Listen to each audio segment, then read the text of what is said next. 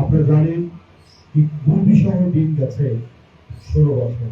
কোন তরুণ রাত্রে ঘুমাতে পারেনি, কোন তরুণ তার পরিবারের কেউ শান্তিতে থাকতে পারে।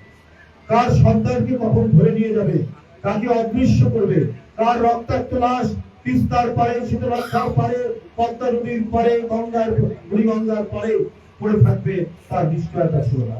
হত্যার ঘাতকের সংকীর্ণ পথ দিয়েই আমাদেরকে 16 বছর পাড়ি দিতে হচ্ছে।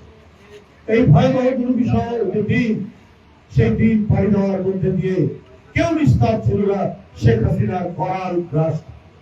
তার ভয়াবহ বিষাক্ত থাবা থেকে গণতন্ত্র গড়ার মানুষ এদেশে কেউ রেহাই পায়।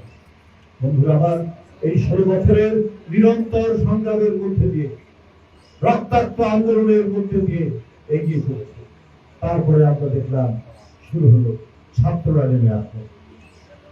সব থেকে বড় গর্বের কথা, আমরা অত্যন্ত গর্বিত আমরা এই অঞ্চলের মানুষ হিসাবে, যে তার শার্টের বোতাম খুলে আইন শৃঙ্খলা বাহিনীর তাক করা ব্যারেনের দিকে বুক চিতিয়ে দাঁড়িয়ে নিজের জীবনকে আত্মদান করলেন আবু সাইদ, যার সূচনা হয়েছে এই রক্ত। সেই আবু সাইদের আত্মদানের মধ্যে দিয়ে শুরু হয়ে গেল সারা বাংলাদেশে এক তুমুল ঝড়, আন্দোলনের ঝড়। আমাদের কাছ থেকে আরো অনেক তরুণ ছাত্ররা হারিয়ে গেল, আমাদের কাছ থেকে হারিয়ে গেল ছাত্রদলের নেতা ওয়াসিম আকরাম চট্টগ্রাম, ফাইয়ার রেসিডেন্সিয়াল কলেজের ছাত্র। কি চমৎকার চেহারা, কি সুন্দর কচি এই বাচ্চা ছেলেরা রাস্তায় নেমে আসে।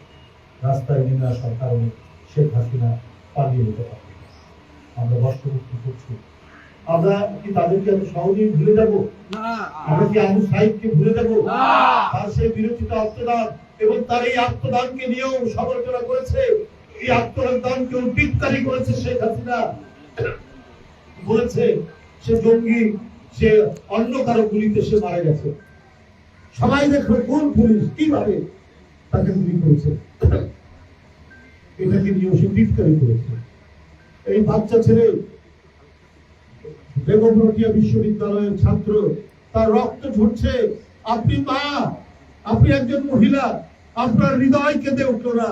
আপনি আপনার অবৈধ ক্ষমতা, আপনার লুটপাটের ক্ষমতা, আপনার ব্যাংক ডাকাতির ক্ষমতা, এটা ধরে রাখার জন্য ওই বাচ্চাদের রক্ত ঝরাতে